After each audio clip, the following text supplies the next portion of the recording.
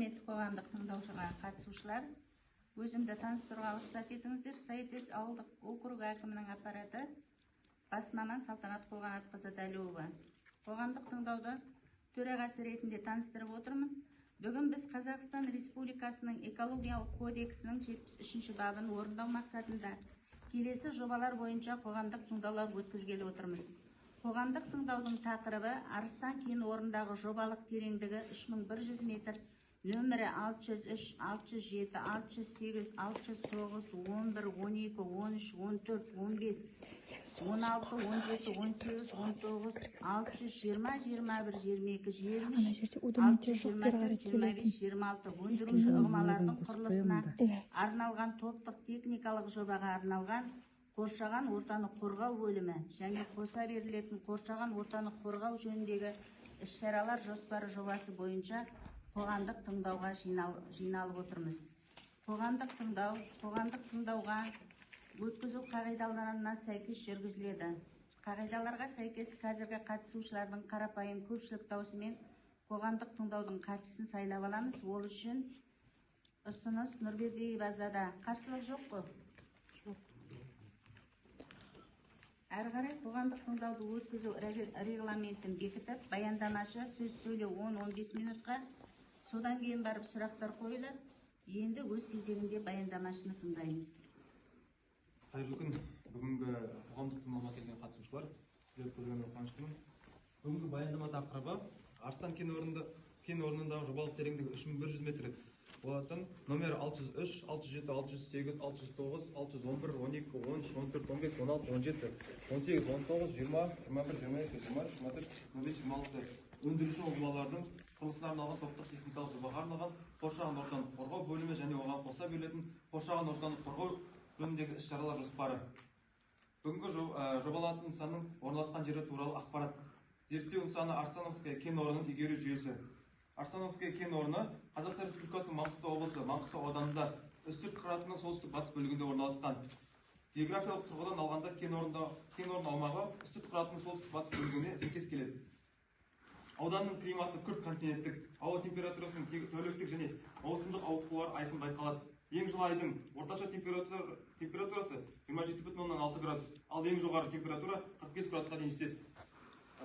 Ең суық айдың орташа температурасы -6,9 градусты құрайды, ал ең төменгі температура -30 градусқа дейін төмендейді. Техникалық жобаға сәйкес жобаланатын әрбір ұңғыманы орналастыру үшін уақытша пайдалануға 2 гектар жер аумағын бөлу көзделген. Ең жақын елді мекен жұмыс жүргізілетін аумаққа салыстырмалы түрде ең жақын орналасқаны Сайытес ауылы, шамамен 64 км. Ал ең жақын ірі елді мекен Ақтау қаласы, шамамен 300 км қашықтықта орналасқан. Негізгі техникалық экономикалық деректері. Жобаның мақсаты Арыстановская кен орнында көмірсутек шикізатын өндіру үшін пайдалану мақсатында ұңғымаларды бұрғылау және оларды кейінгі пайдалану болып табылады. Жобаның бойынша жобалық тереңдігі 3100 метр болатын 20 тік пайдалану ұңғасын салу көзделген. Жобаны іске асыру кезінде 2026 жылы нөмірі 603, 607, 608, 609, 11, 12, 13, 613, 614, 615, 616 ұңғымаларды салу көзделген. Ал 2027 жылы 618, 617, 618, 619, 620, 621, 622, 23, 24, 25, 26 ұңғымаларды салу көзделген. Осылайша барлық 20 жобалық ұңғыманың құрылысы 2026-2027 жылдары салу толық жоспарланған. Ұңғымаларды салу процесінде дайындық кезеңі, құрылыс монтаж жұмыстарының орындалу және ұңғыманың бұрғылау бекітуді, сондай-ақ сынақ жұмыстарын жүргізу қамтиды. Бір ұңғыманың жалпы ұзақтығы 68 тәулікті құрайды. Және құрылыс кезінде атмосфералық ауа шығарындыларды бағалау. Бір ұңғыманы салу барысында ластаушы жаттар шығарындылардың көздері жалпы саны 29 бірлікті құрайды. Оның ішінде 8-і ұйымдастырылған, 21-і ұйымдастырылмаған. Және бір ұңғыманы салу кезінде ауаға 87,16 тонна шығарындылар шығару көзделген. Ал сәйкесінше 2026 жылы ұңғыманы салу кезінде 871,63, 2027 жылы 10 ұңғыманы салу кезінде 871,63 тоннаны құрайды. Құрылыс жұмыстары кезінде суды тұтыну және суды бұру. Ұңғымаларды салу кезінде техникалық технологиялық процестерді қамтамасыз ету және персоналдарды шаруашылық тұрмыстық қажеттіліктер үшін техникалық ауыз су мен су сапасындағы суларды қажет етеді. Және кен орнындағы сумен жабдықтау көздері шарттық негізде жеткізілетін ауыз су және техникалық су және резервтік көз ретінде бөтелкеленген су көзделген.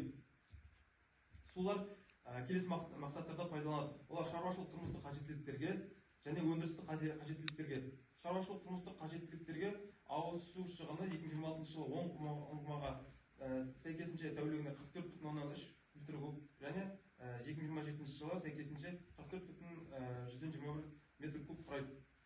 Және техникалық қажеттіліктерге арналған суға бір ұңғымаға 763 метр куб құралса, максималды 10 ұңғымаға 7637,24 метр куб су қажет етіледі. Ауыз су сапасындағы суға қажеттілік бір ұңғымаға 355,6 метр куб, ал 10 ұңғымаға сәйкесінше 3555,195 метр куб су қажет етіледі.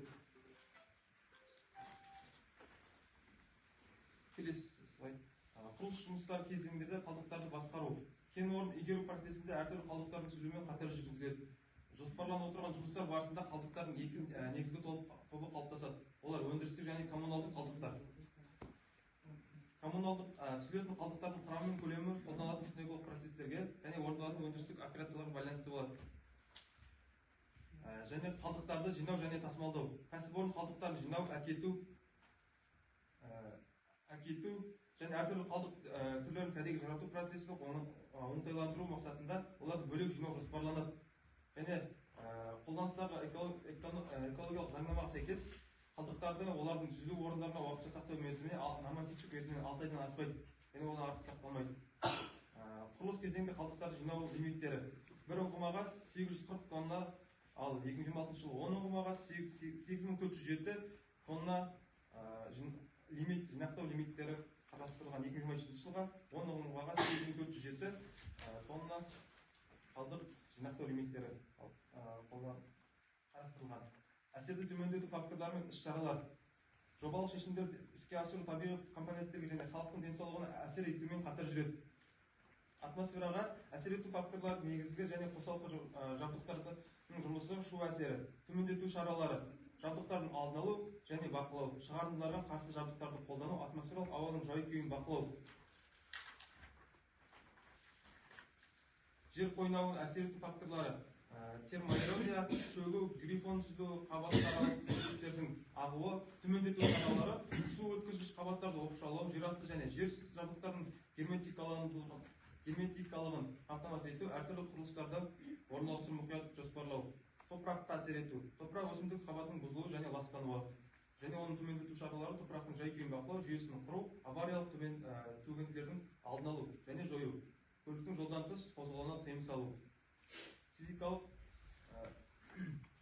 Физикалық өсімдік жамылғысы және жануарлар дүниесі, жануарлар жүйесі мекен ету орындарына азап қысқару, мазалау факторлар және жұмыс істеп тұрған агрегаттардан шығатын шулар.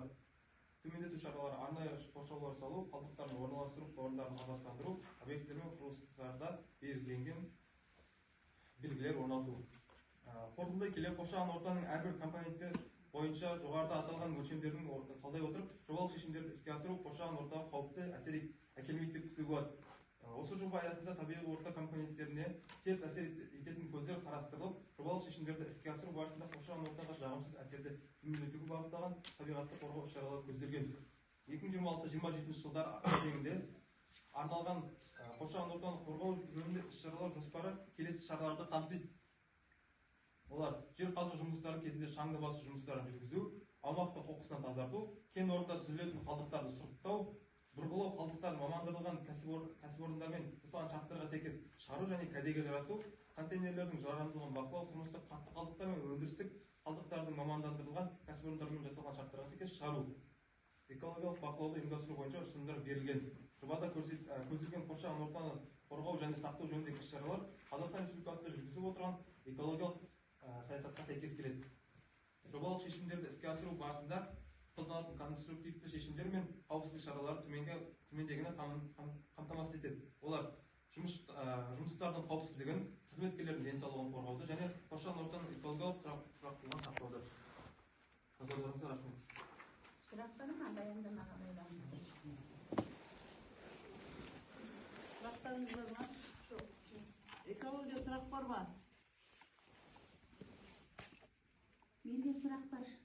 Неге 26-ға 10 дедіңіз, 27-ге 10 дедіңіз? Қаншалықты орынды 10 ұңғымағын салып алғаннан кейін 27-ге 10-ын қалдырған? Болмаса неге ауылдық жерлерде жұмысқа адам алынбайды? Ұңғыманы көбейтесіздер, бірақ жұмысқа адам алу шамалы. Неліктен? Жұмыс бойынша бізде бұл бұрынғы жұмыстарын мердігер мекеме жасайды, олар өздерінің адамдарының келеді.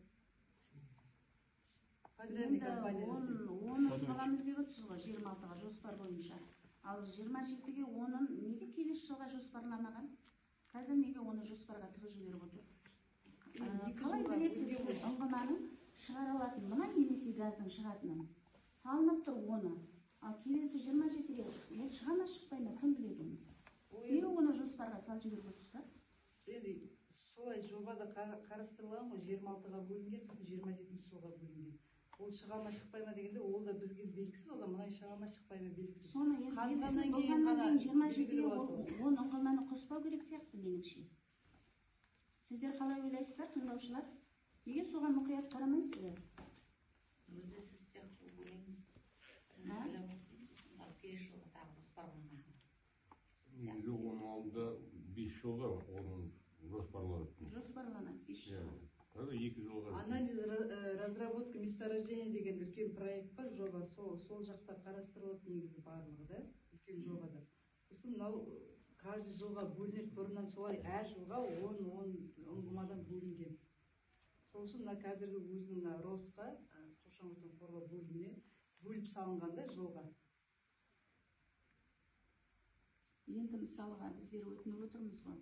Адам алмай ақ қойсын, жастар практикасымен бітіріп келген мамандар бар. Соларға мүмкіндік жасаңыздар. Мысалға соны қарастыруға болады, жақын жер. Хаттамаға кірістіреміз, сіздің өз жақтарыңызда хатпен шықса біздің бастықтарға. Өздер сол артықта жауап береді. Осыны ескерсек басшылар деп тыңдау өткізіледі, бірақ бірде-бір адам алынбай болмаса, сол жастар практикасын үйренуге, талпынуға, қазіргі жастарға бір жол ашуға болады ғой деген ой ғой менікі. Сол неге хаттамаға енгіземіз. Хаттамаға қол қойылмайды білгенше. Сол сұрақтар бойынша келесіздер. Жұмыс күнін 2 жұмыс күн ішінде қол қойылатын болады.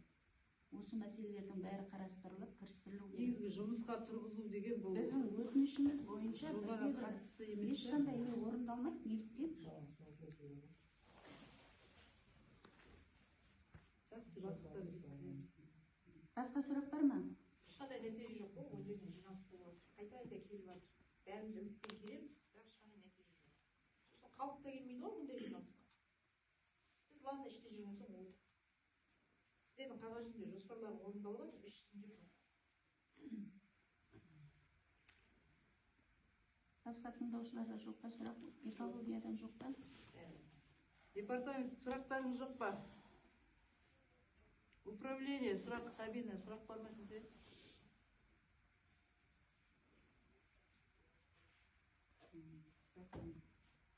Болды ма? Жабық деп жариялаймыз. Тыңдағандарыңызға рахмет.